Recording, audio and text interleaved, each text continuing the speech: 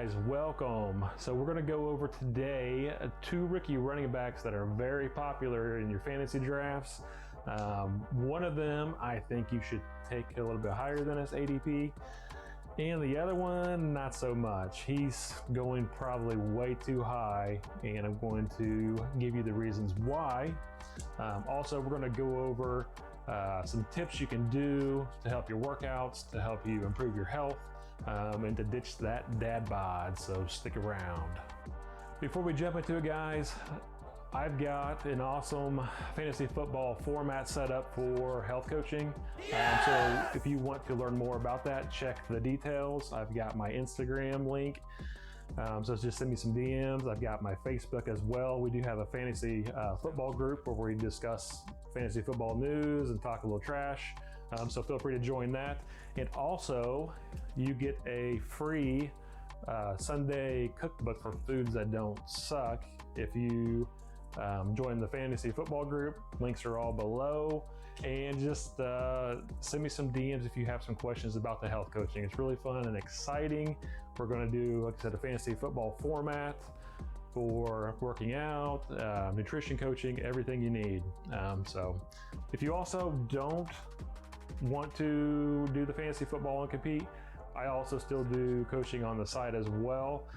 So we can just do one-on-ones as well. So let's jump into it. So the first rookie running back we're going to talk about is Mr. Naji Harris. His ADP is currently at 16, with his best ADP being at number 6, but I am not going to take him there because that is way too high. I like him about the 10 to 12 spot. I know it's crazy to think about, but he's a pass-catching running back with no competition in the backfield. In Pittsburgh, we know they always spit out elite running backs. I know the Steelers' O-line is awful, but opportunities are king in fantasy football, and I believe Mr. Harris is going to have plenty of opportunities. Like I said, Pittsburgh always puts out elite running backs. He has the backfield to himself, and we do know that rookie running backs can produce in fantasy football. And we also know there's not a lot of workhorse running backs because there's a lot of running back by committee. So I feel comfortable with taking Mr. Harris between the number 10 and 12 spot in your fantasy drafts. Is Travis Etienne. His best ADP is number 44, and not touched on that either, with an average ADP at number 62. There's no way I'll have many shares of him at this ADP. Reports out of camp is that he is being used as a wide receiver more than a running back, and even if he is a third down back, there are better players, in my opinion, you can get at that pick. James Robinson and Carlos Hyde are ahead of him on the depth chart currently. Urban Meyer does use him as a wide receiver and tries to get creative and a little cute. However, the Jaguars still have DJ Chark. They've added Marvin Jones and rookie receiver last year, returning Laviska Shenault, which has a lot of potential to be a solid receiver, are all ahead of him on the wide receiver depth chart. Hard pass. Going to have to pass on him. So there are plenty of reasons why he's popular, he's talented, he has potential to be good. However, I am not going to take him at those ADPs. So those are two of the running backs. Yes, Naji Harris, I feel comfortable taking him at the 10 to 12 spot, ranking him within the running backs. Travis Etienne, no, I do not feel comfortable taking him where he's going.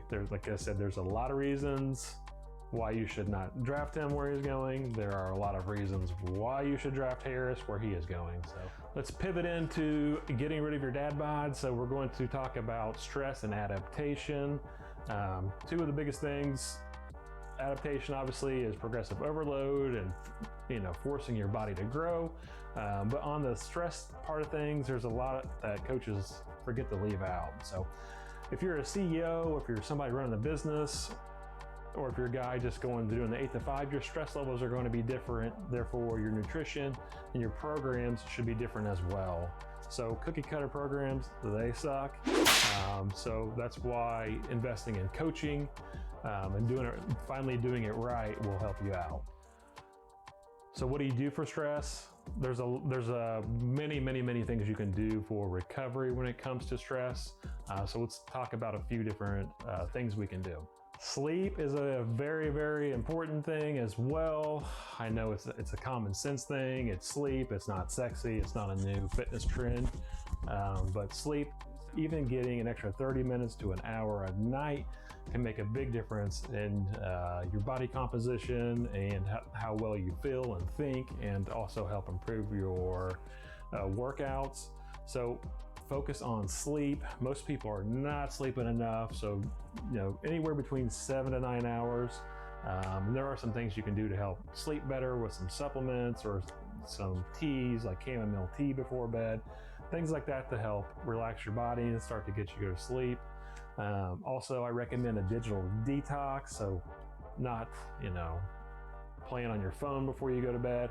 I'm a little guilty of that sometimes. I'm not perfect. I'm not asking for perfection here. I just want you to be consistent.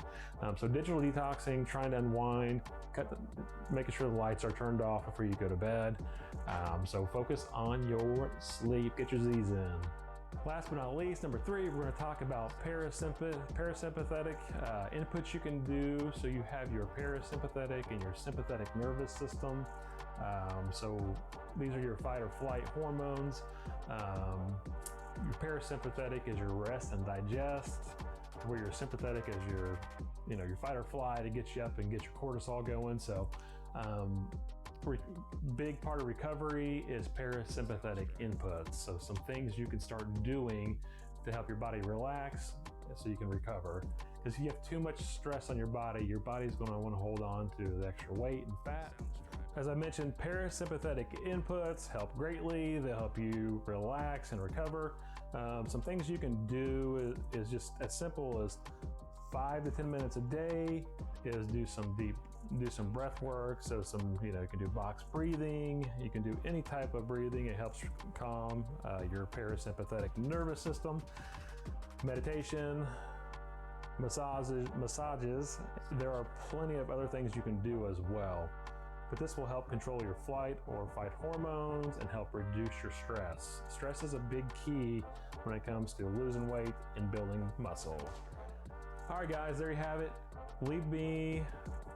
Hit that subscribe and like button, but also leave me a comment below of anything fantasy football. What do you think about those 2 running backs? Harris, what do you think? Do you think he's going to have a monster year? What about Travis Etienne? I don't think so, but what do you think about him?